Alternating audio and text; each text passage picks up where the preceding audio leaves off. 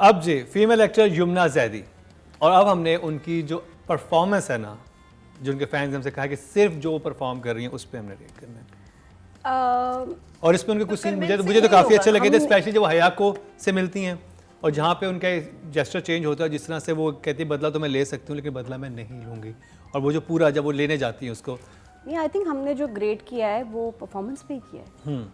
क्योंकि कुछ ऐसी जब चीज़ नज़र ना आए, जहाँ हम इमरान की क्यों तारीफ़ करते हैं कि भाई देखो कुछ हटके किया, कुछ ऐसे किया, याद रह गया, मज़ा आया, तालियां, अमर की भी तारीफ़ करते हैं, और जहाँ नहीं करते हैं वहाँ किसी की भी नहीं करते।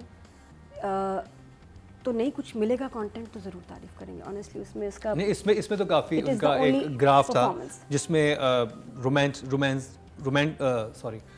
रोमांस करते उनको दिखाया। हाँ, और हर फिर हया के साथ जो था वो बिल्कुल एक अलग उनका एक्सप्रेशन से, जब माँ बेगम के साथ एक बिल्कुल अलग उन्होंने वेरिएशन दी थी। सबने लॉजिक दिया नहीं मतलब हाँ वही मैं कह रहा हूँ कि कहानी के लिहाज से उनको मार्जिन मिला, तो Yamuna perform really well I think. नहीं, जब सिचुएशन क्योंकि जब होती है ना तो उसमें या तो सिचुएशन कभी बुरी होती है लेकिन एक्टर उसको इस तरह कर जाता है कि वो फिर भी जस्टिफाइड हो जाता है। सिचुएशन भी बुरी थी और उसमें एक्टर का भी काम बुरा लग रहा था, तो हम इस तरह बात करते हैं। लेकिन कुछ ऐसा नहीं है कि भाई उसकी परफॉर्मेंस को नहीं देखा, नहीं, जब भी ग्रेट किया परफॉर्मेंस को ही देख के किया। और इन एपिसोड्स में she had scope to perform, scene ज़्यादा थे, लग बहुत अच्छी रही थी। और लाइका सेट के वो जो फ्लर्ट वाला सीन था वो मुश्किल था कि उसमें ड्रामे में एक्टिंग करनी है, तो और ऐसे एक्टिंग करनी है कि जो उसने पहले की नहीं, फ्लर्ट करना और उसको टाइम लेना कि ताकि पकड़ी ना जाए, वो बहुत अच्छे सीन्स थे। और जो अगले एपिसोड में हुआ था वो भी, जहाँ तक यमुना का काम है उसने अच्छा किया, उसको लेके आना सारा, क्योंकि मार्जिन मिला उसने परफॉर्म किया और अच्छा परफॉर्म किया। तो आई will give her this time, but again nothing extraordinary कि मेरे को बस मैं तो वो उस जेस्चर और उस पर पागल हो गई। अच्छी परफॉर्मेंस थी, तो आई विल गिव हर 7। जब कोई एक्टर जैसे अभी हमने एक सीन कहा, टेलीफोनिक कॉन्वर्सेशन है जिसमें वो उसको समझा रही है कि तुमने नहीं आना, वो तुम्हें मार देगा, ये हो जाएगा, वो हो जाएगा, मगर ये नहीं कह रही तुमने इसलिए नहीं आना कि मुझे तुम में कोई इंटरेस्ट नहीं है ना, तो वो गलत मैसेज दे रही है। तुम बिल्कुल हम मानते हैं ये राइटिंग का फ्लॉ है, मगर जब कोई एक्टर इस कैलिबर का होता है और इतने सालों से काम कर रहा होता है तो वो ऐसी जगहों को फिक्स करता है, ऐसी जगहों को फिक्स करने का राइट रखता है। वो अड़ जाता है और कहता है कि मैं ये अगर कहूँगी तो ऐसे लगेगा I am leading him on and I want both of them to be in the situation, क्योंकि इधर मैं अपने मियाँ के साथ अच्छे सीन भी कर रही हूँ। तो मेरा एक कैरेक्टर का ग्राफ है जिसमें कि मैं सिर्फ एक एंग्री लड़की हूँ जो बहुत लॉजिकली अपना पॉइंट पुट अक्रॉस कर रही है।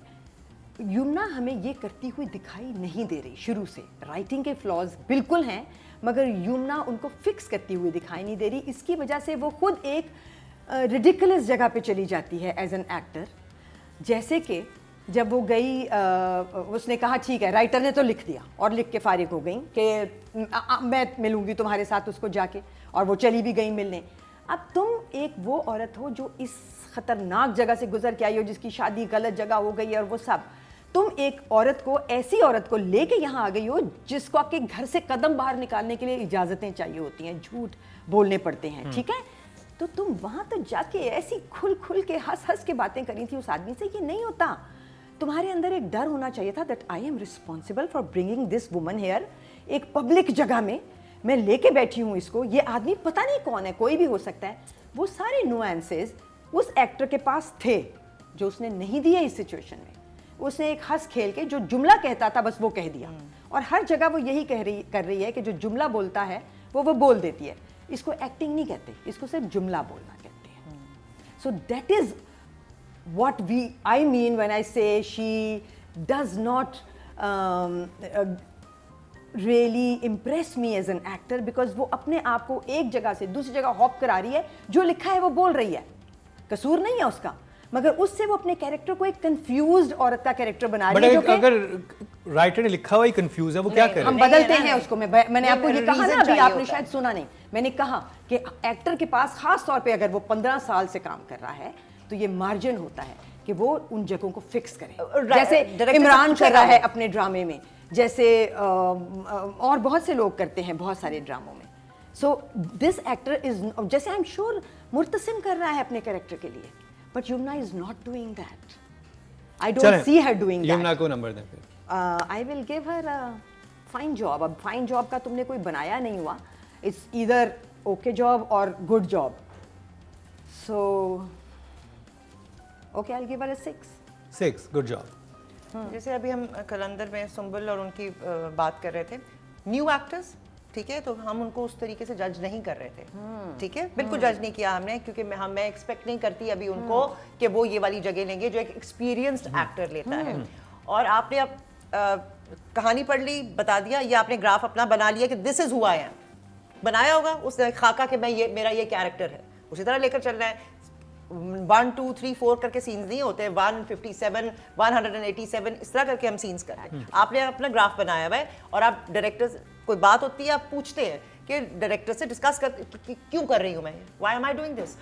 तो ये इंटेलिजेंटली इसने जहाँ जहाँ जिसको क्वेश्चन करना चाहिए था, क्या इसको जो इसका कैरेक्टर हमें पता है, ये हीरोइन का कैरेक्टर है, क्या इसको एज एन एक्टर डायरेक्टर से पूछना नहीं चाहिए कि मैं रोहिल के साथ क्या रिलेशनशिप है मेरा, who am I, what am I doing. मुझे नहीं लगता उसने पूछा है. इसकी वजह से वो जो ग्राफ है वो बिल्कुल दरहम बरहम हो गया. So from an intelligent actor you expect. Imran की जो बात कर रहे हैं कि वो सीन 100% लिखा हुआ है, वो उसको एनहांस कर रहा है 100% और एनहांस कर रहा है. He is giving it to him because he knows what is happening, और वो भी अपना ग्राफ लेकर चल रहा है कि कहाँ उसने रोना है कहाँ नहीं.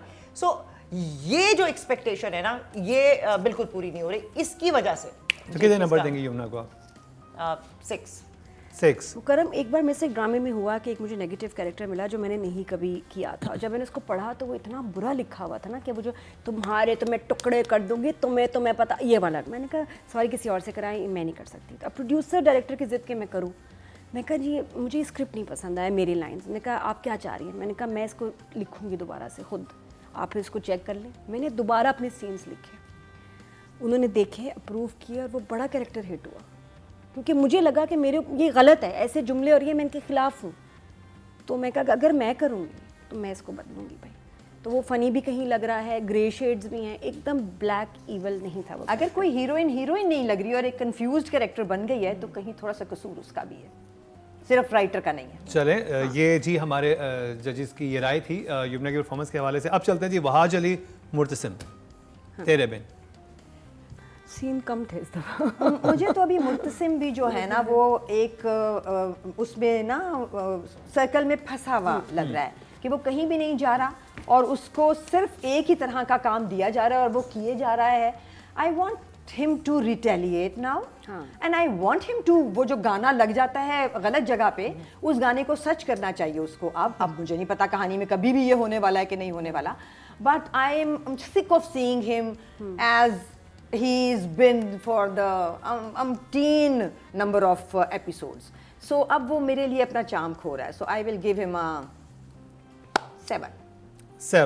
नादिया आप, वहाज. हाँ, वहाज इन एपिसोड्स में कम था और कोई उसने एक्स्ट्रॉर्डनरी सरप्राइजेज या कुछ ऐसे मोमेंट्स नहीं आए. तो ये एपिसोड्स वर नॉट वहाज के episodes, they were more of यमुनाज. तो वहाज 6. Sorry. Maria.